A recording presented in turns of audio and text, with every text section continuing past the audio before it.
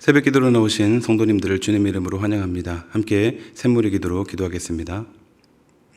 교회는 그의 몸이니 만물 안에서 만물을 충만하게 하시는 이의 충만함이니라. 에베소서 1장 23절 말씀. 아멘. 모아모아 샘물의 기도를 하나님께 드립니다. 먼저 우리의 믿음을 고백합니다. 여호와께서 집을 세우지 아니하시면 세우는 자의 수고가 헛되며 여호와께서 성을 지키지 아니하시면 파수꾼의 깨어있음이 헛되도다. 아멘. 하나님 아버지, 오늘 하루도 주님의 손에 우리의 삶을 맡깁니다. 우리의 수고와 지킴이 헛되지 않도록 우리의 삶 가운데 임재하여 주시고 동행하여 주옵소서. 교회와 예배를 위해 기도합니다. 십자가의 도가 멸망하는 자들에게는 미련한 것이요 구원을 받는 우리에게는 하나님의 능력이라. 아멘. 하나님 아버지, 우리 샘물 공동체가 복음을 부끄러워하지 않고 복음의 능력으로 이 세상을 이기는 교회 되게 하옵소서. 예배 가운데 복음이 온전히 선포되게 하시고 이 복음이 우리를 구원하고 회복시키는 능력으로 나타나게 하옵소서. 목장을 위해 기도합니다. 새 계명을 너희에게 주노니 서로 사랑하라. 내가 너희를 사랑한 것 같이 너희도 서로 사랑하라. 아멘. 사랑의 주님, 우리의 샘물의 목장이 서로 사랑하게 하옵소서. 주께서 우리를 죽기까지 사랑하신 것처럼 우리도 모든 목장 식구를 주의 사랑으로 용납하고 품고 섬기며 돌아보게 하옵소서. 다음 세대 여름 사역과 단계 봉사를 위해 기도합니다. 영생은 곧 유일하신 참 하나님과 그가 보내신 자 예수 그리스도를 아는 것이니이다. 아멘. 하나님 아버지, 우리의 샘물의 자녀들이 여름 사역을 통해 영생의 진리를 배워 어렸을 때부터 영생의 기쁨을 맛보고 누리게 하옵소서. 남은 단기 봉사 가운데 함께 하셔서 모든 사역이 순조롭게 진행되게 하시고 열방 가운데 일하시는 하나님과 동역하는 시간이 되게 하옵소서. 나라와 민족을 위해 기도합니다. 그런즉 너희는 먼저 그의 나라와 그의 의를 구하라. 그리하면 이 모든 것을 너희에게 더하시리라. 아멘. 모든 만물의 주인이신 하나님, 우리나라와 열방 가운데 하나님의 나라가 임하고 하나님의 의가 이루어지게 하옵소서. 분열과 다툼이 사라지고 사랑과 평화, 주께서 세우신 정의가 온전히 이 땅 가운데 이루어지게 하옵소서.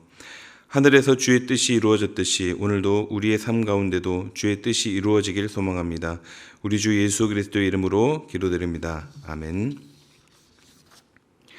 오늘 우리에게 주시는 하나님 말씀은 역대상 21장 18절에서 22장 1절까지의 말씀입니다. 함께 교도하시겠습니다.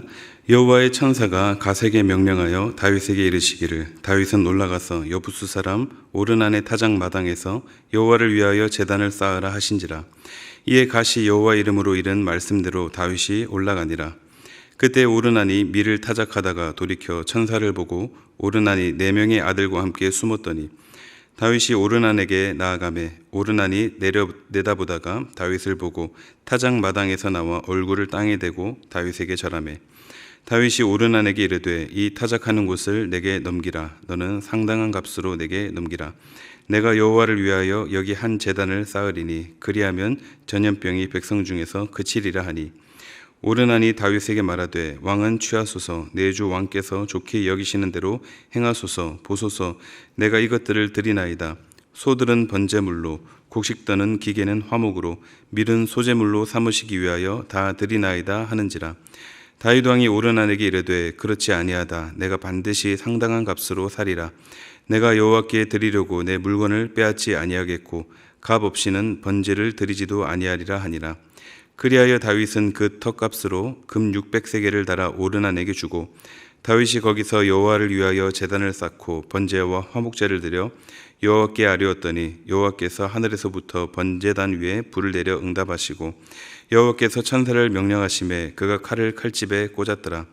이때 다윗이 여호와께서 여부수 사람 오르난의 타작 마당에서 응답하심을 보고 거기서 제사를 드렸으니 옛적에 모세가 광야에서 지은 여호와의 성막과 번제단이 그때의 기브온 산당에 있었으나 다윗이 여호와의 천사의 칼을 두려워하여 감히 그 앞에 가서 하나님께 묻지 못하더라. 다윗이 이르되 이는 여호와 하나님의 성전이요 이는 이스라엘의 번제단이라 하였더라. 아멘. 오늘의 말씀은 하나님을 위해 산다는 것입니다. 본문은 다윗의 인구조사 사건의 후반부의 내용입니다.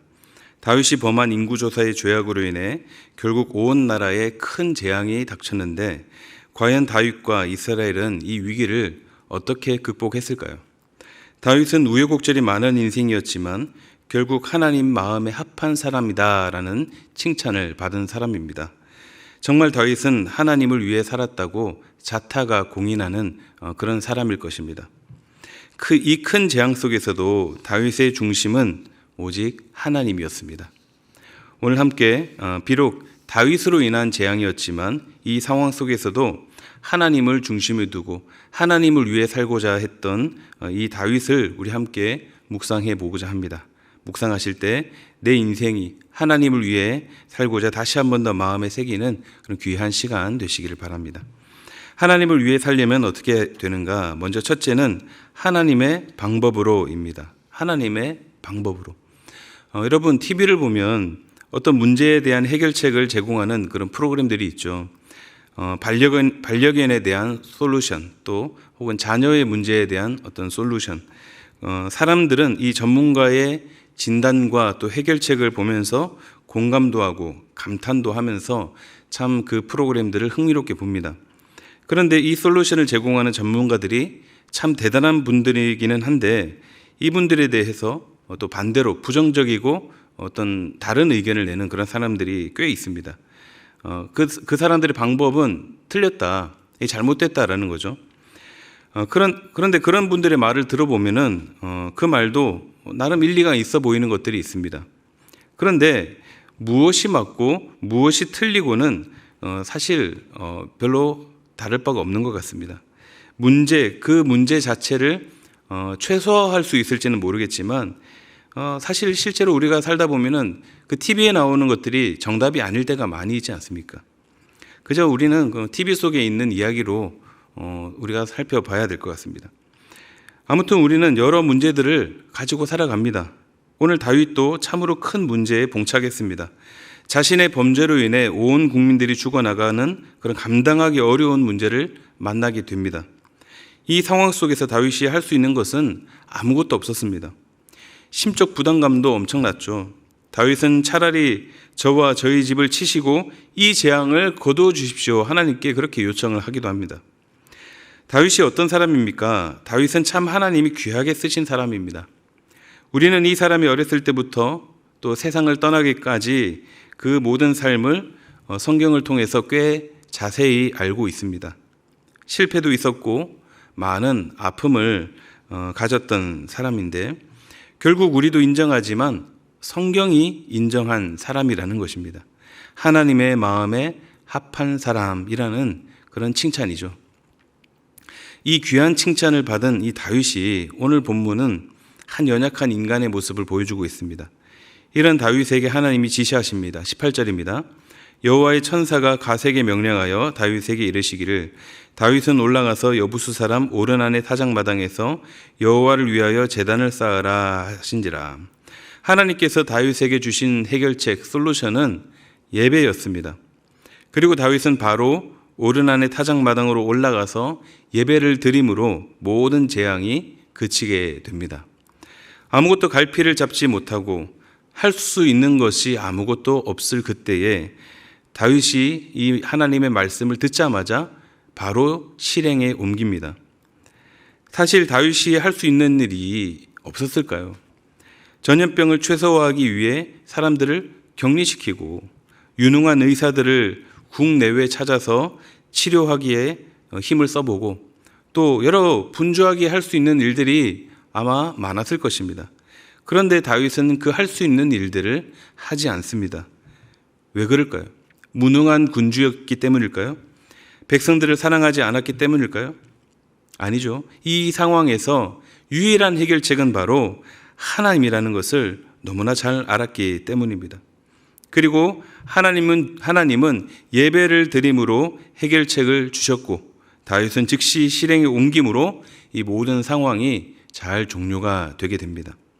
하나님을 위해 산다는 것은 내 힘으로, 내 능력으로, 내 생각으로가 아닌 하나님의 방법으로 산다는 것을 뜻합니다. 그 방법은 바로 하나님의 뜻하심입니다. 하나님의 뜻대로. 하나님의 뜻을 하나님 뜻에 맡기는 것이 최고의 솔루션입니다. 내가 무엇이라고 하나님을 위해서 산다고 할 수 있겠습니까? 그저 겸손히 하나님의 뜻에 맡기며 하나님의 뜻대로 순종하며 사는 것이 바로 하나님을 위한 삶인 것을 믿습니다. 오늘도 우리에게 주어지는 모든 상황들 속에서 다윗처럼 하나님의 방법으로 사는 이 하루의 삶이 되시기를 바랍니다. 하나님을 위해 살려면 어떻게 해야 되는가? 두 번째는 기꺼이 드림으로입니다. 기꺼이 드림으로. 다윗은 하나님의 명령대로 오르난의 타작마당에서 제사를 드리기 위해 올라갔습니다. 이때 오르난이 뭘 하고 있었냐면 밀을 타작하고 있었는데 순간적으로 이제 천사를 보게 되는 순간 이 오르난이 4명의 아들들과 함께 숨습니다. 누구나 그랬겠지만 지금 이 상황이 보통 일이 아니라는 것을 아마 짐작했을 것입니다. 그리고는 다윗을 보고 다시 나와 영접하죠. 그리고 다윗이 말합니다. 당신의 이 타작마당을 넘기시오. 값을 후하게 쳐줄 테니 넘기고 그러면 내가 여기에 제단을 쌓겠다라고 합니다. 다윗은 왕의 힘을 가지고 있었지만 함부로 그 힘을 남용하지 않고 정중하게 부탁합니다. 늘 하나님을 의식하는 삶을 살고 있던 다윗의 모습이 엿보입니다. 그러자 오르난이 대답합니다. 본문 23절 말씀 보겠습니다. 오르난이 다윗에게 말하되 왕은 취하소서, 내 주 왕께서 좋게 여기시는 대로 행하소서. 보소서, 내가 이것들을 드리나이다. 소들은 번제물로, 곡식떠는 기계는 화목으로, 밀은 소제물로 삼으시기 위하여 다 드리나이다 하는지라. 오르난의 대답이 참 놀랍습니다. 오르난은 지금 다윗에게 가장 귀한 것을 드리겠다고 말하고 있는 것입니다. 당시 적절한 이 타작마당은 농경사회에서는 없어서는 안 되는 아주 필수적인 것이었습니다. 그런데 오르난은 이처럼 귀한 것들을 다 드리겠다, 다 바치겠다라고 하고 있었죠. 생계를 위한 밀뿐만 아니라 곡식을 떠는 기계까지 다 드리겠다고 합니다. 즉 오르난은 자신이 가지고 있는 전부를 가장 귀하게 소중하게 여기고 있던 그 모든 것을 다 하나님께 드리겠다라고 지금 하고 있는 것입니다. 다윗이 값을 치르려고 하는데도 다 드리려고 하는 것은 이 오르난의 신앙이 참 귀한 것임을 우리가 알 수 있습니다. 어쩌면 오르난은 내가 가진 것으로 온 나라에 내린 전염병을 막을 수만 있다면 그것만으로도 만족한다는 그런 고귀한 희생의 마음일 수도 있습니다. 참 어떻게 봐도 아름다운 헌신의 모습입니다. 나에게 있어 가장 귀한 것이라 할지라도 그것이 내 생명과도 바꿀 수 없는 것일지라도 그것을 하나님께 기꺼이 드리는 것, 이것이 바로 하나님을 위해 사는 사람의 모습이라는 것입니다. 그러자 다윗이 뭐라고 합니까? 하나님께 드리는 제사를 위해 너의 물건을 빼앗지 않을 것이고 값없이는 이 번제를 드리지도 않을 것이라고 하면서 금 600세겔을 주며 그 타작마당을 사게 됩니다.